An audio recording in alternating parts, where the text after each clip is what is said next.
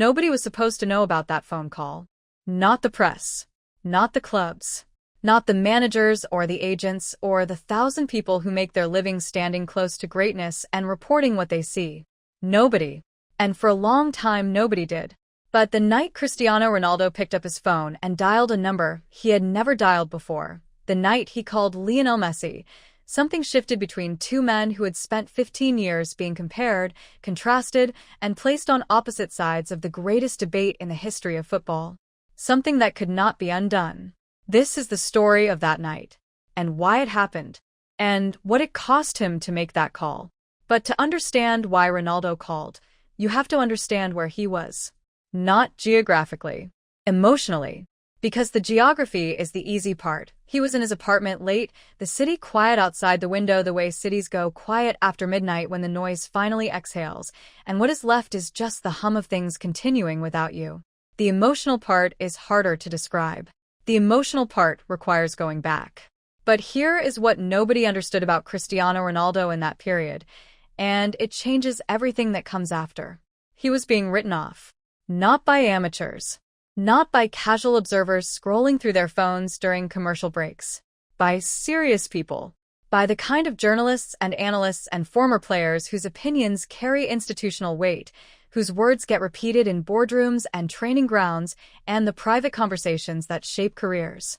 The narrative had formed the way narratives form in football, gradually, then suddenly, then as though it had always been obvious.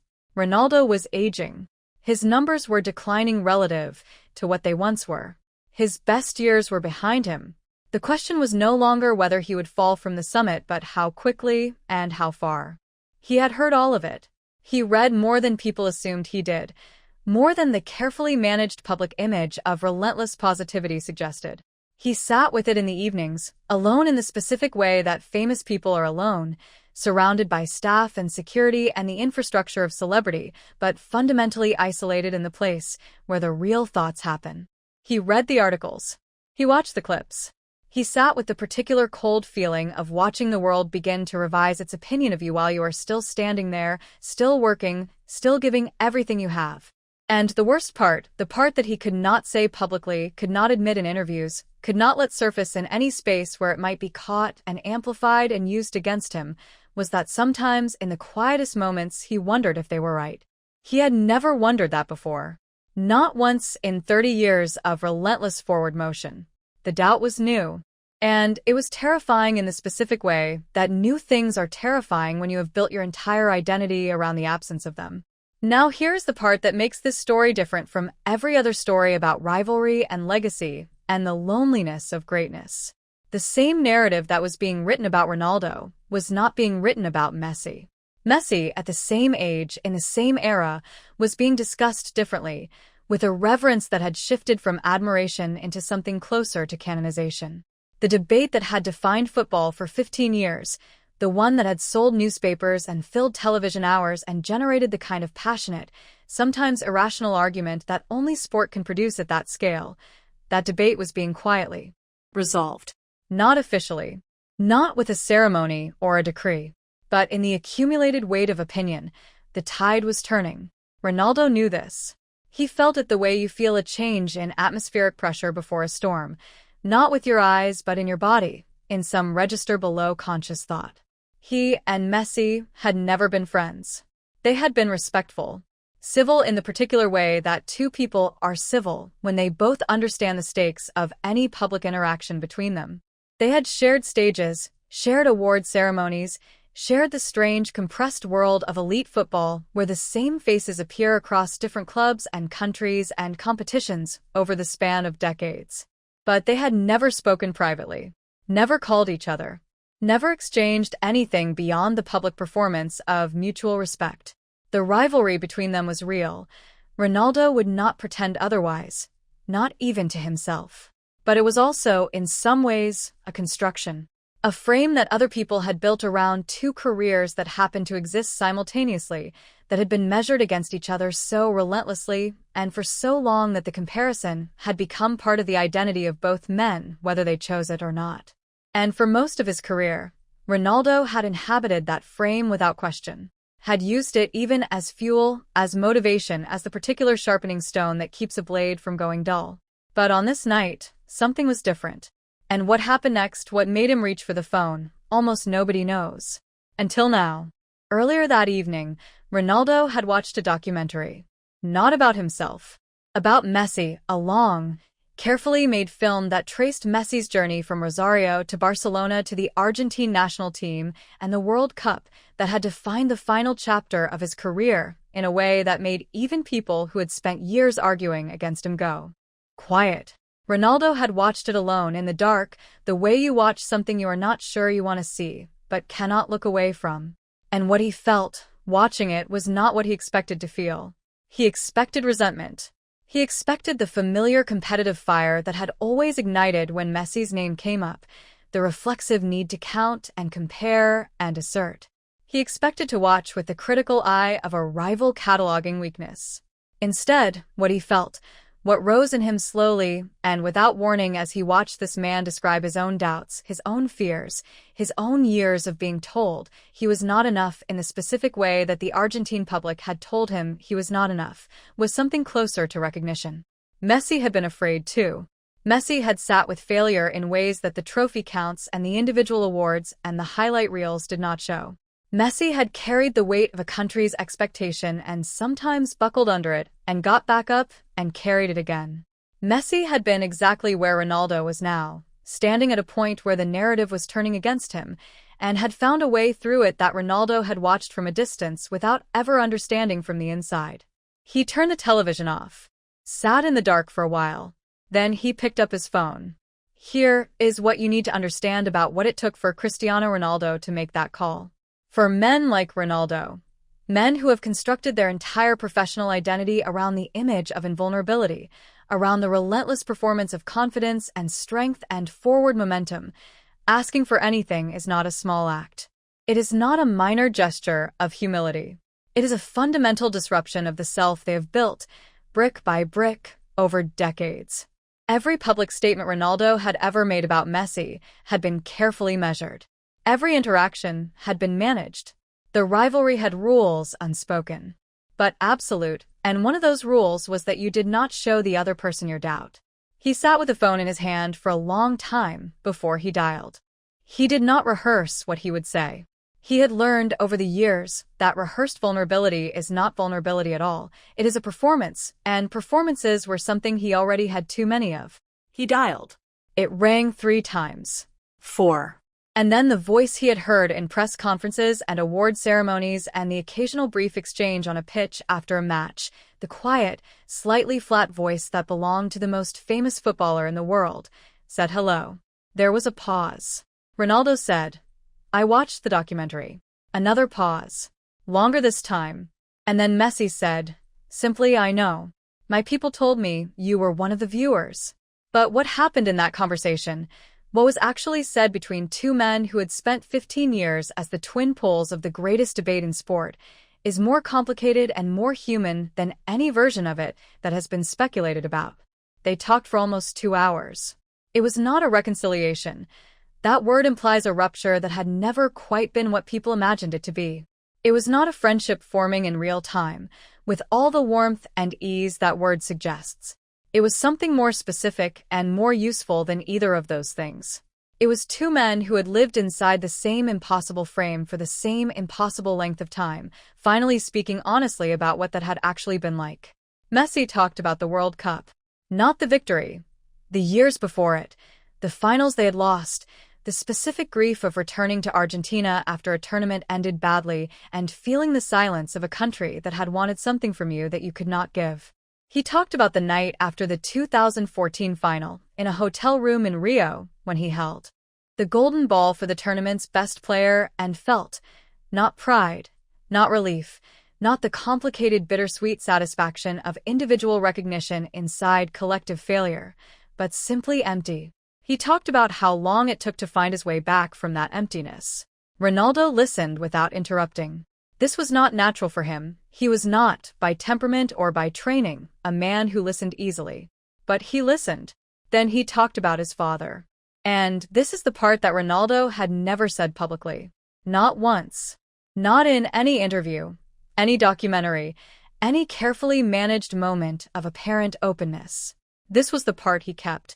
José Diniz Aveiro died in September 2005 when Ronaldo was 20 years old and had just begun his second season at Manchester United. He died without seeing what his son would become. The full shape of it, the scale of it, the 5 Ballon d'Or awards and the Champions League titles and the World Cup goals, and the records that would stand long after the playing was done. He died when Ronaldo was still becoming, still in the early chapters of a story that would take another 2 decades to tell. What Ronaldo told Messi, in the quiet of that late-night phone call, was this: there were moments, specific moments, the biggest ones, the ones where the stadium was fullest and the noise was loudest and the feeling of achievement was most overwhelming, when he felt his father's absence not as a background grief, but as a sudden, acute, almost physical pain. Lifting a trophy, scoring a goal in a final, standing on a stage to receive an award. The moments that were supposed to be the purest form of joy were also the moments when he missed his father most sharply, because these were the moments he most wanted to share. He had never said this to anyone. Not his mother, not his siblings, not Georgina, not any of the friends or teammates or advisors who populated his life. He had kept it in the place where he kept everything that was too real to show the world. There was a long silence after he said it. Then Messi said, "My grandfather never saw me play professionally either. He died before I left Rosario. I still play for him." Here is what that conversation did to Cristiano Ronaldo, and why it matters beyond the sentimentality of 2 famous men sharing grief over a phone call. The doubt that had been growing in him, the quiet, corrosive question of whether it was over, whether the world's revised narrative about him was simply the truth arriving late, did not disappear after that night. Doubt does not work that way. It does not dissolve in a single conversation, however honest. But something changed in its texture. Something changed in the relationship between Ronaldo and the doubt, in the way he held it, because what the conversation with Messi gave him was not reassurance. Messi had not told him he was still great. He had not offered competitive intelligence or tactical advice or the kind of peer validation that famous athletes sometimes give each other in private. What he had given him was something simpler and harder to name. He had given him the knowledge that the person on the other side of the greatest rivalry of his era had been in the same dark room and had found a door. That was enough. Not to fix everything. Not to silence the critics or reverse the narrative or suddenly make the doubt disappear. But enough to get up the next morning and go to training. Enough to put in the work with the particular quality of attention that separates maintenance from growth. Enough to stop measuring himself against the version of himself that existed at peak and start measuring himself against what was possible from exactly where he stood. He trained differently after that night. His coaching staff noticed it. They did not know why. Ronaldo did not explain it. But the quality of his focus in the sessions that followed had a different texture. Something had settled. And then came the match that nobody had predicted would matter as much as it did. And Ronaldo did something on that pitch that made everyone who had written the ending of his story feel, for a moment, like they had been wrong. It was not the most important match of his career. It was not a final, not a championship decider, not the kind of game that gets its own documentary years later. It was a league match, mid-season, against opponents who were solid but not exceptional. The kind of match that fills a calendar and gets covered competently and is largely forgotten within a week. But Ronaldo scored twice. And the way he scored, the movement before the first goal, the reading of space, the quality of the finish was not the movement of a man in decline. It was sharp. It was precise. It had the particular unhurried confidence of someone who has stopped trying to prove something and has returned to simply doing what they know how to do. In the press box, one of the journalists who had written most specifically about Ronaldo's decline watched both goals and said nothing for several seconds. Then he opened his laptop and began rewriting the piece he had been planning to file. In a different city, in a different country, Lionel Messi watched the highlights on his phone. He sent a single message. No words. Just an emoji, a small flame. Ronaldo saw it. He put his phone face down on the table. And for the first time in a long time, he smiled in the specific way he smiled when something surprised him. Not the performance smile, not the camera smile, but the real one. Small. Private. gone almost before it arrived. There was one more thing that happened that night, something so small it might seem insignificant against the weight of everything else, but that Ronaldo himself, in the rare moments when he allowed himself to think about that phone call, always returned to as the detail that stayed with him most. Near the end of the conversation, when the tone had shifted from the heavier things to something lighter and less guarded, Messi asked him a question. Simple, almost childlike in its directness. The kind of question that only makes sense coming from someone who has earned the right to ask it without needing to explain why. He asked, "Do you still love it?" Ronaldo did not answer immediately. He had been asked variations of this question in hundreds of interviews across his career. Do you still enjoy football? Does it still feel the same? Can you still find joy in the game after everything you have given it? And he had always answered smoothly and confidently, with the particular practice fluency of someone who has given the same answer so many times it no longer requires thought. But this was different. This was not an interviewer with a recorder and a deadline. This was someone who understood exactly what the question meant because he was living inside the same question himself. Ronaldo looked out the window at the dark city.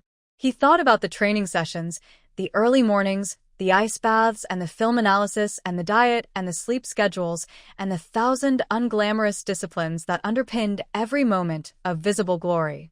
He thought about the feeling, the specific, irreplaceable feeling, of a ball struck perfectly clean, of movement that flows without effort, of the instant in a match when everything sharpens into absolute clarity and the noise of the crowd and the pressure of the moment dissolve into something pure and simple and exactly right. "Yes," he said. Still. A pause. Then Messi said, "Me too." And that was it. That was the whole of it. 2 words from each of them.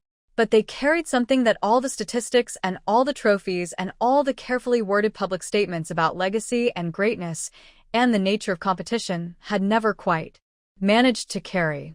They were still in it because they still loved it. Not for the validation. Not for the records. Not to win the argument that the world had been having around them for 15 years. Because the thing itself, the game, the ball, the pitch, the feeling of being exactly where you were supposed to be, still meant something. Still meant everything. Ronaldo ended the call a few minutes later. Put the phone down on the table.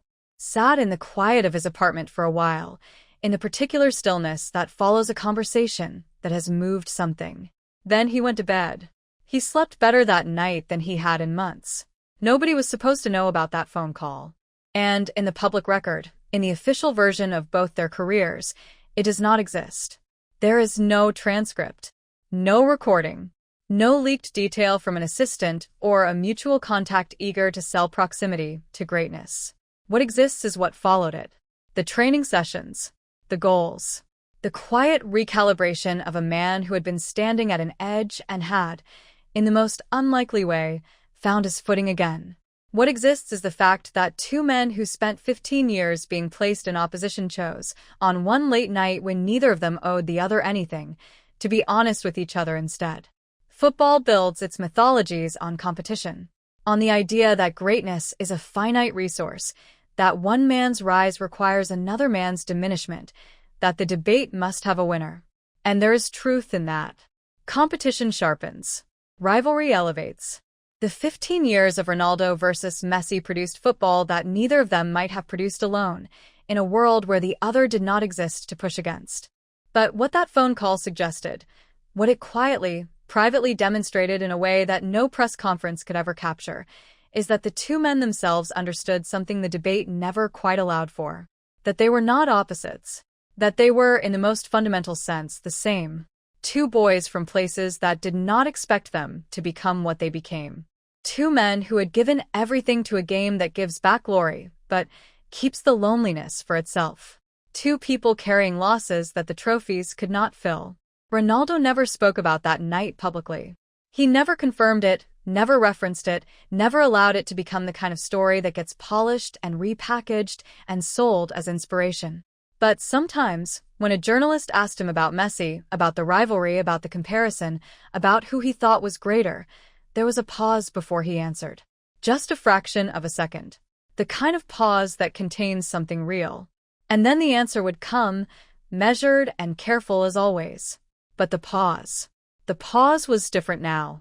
And for anyone paying close enough attention, For anyone who knew what to look for in the space between a question and an answer, that pause said everything that Cristiano Ronaldo had decided the world did not need to hear. Some things are not for the debate. Some things belong only to the night they happened, to the two people inside them, to the silence that followed and the work that came after. Some rivalries and not with a winner, but with two men sitting quietly on opposite sides of the same truth, and that truth, on a late night that nobody was supposed to know about, was simply this: it was never really about who was greater. It was always about who could keep going, who could find, in the hardest moments, a reason to get back up and do it again. But Cristiano Ronaldo found his reason that night. He just never told anyone where he found it.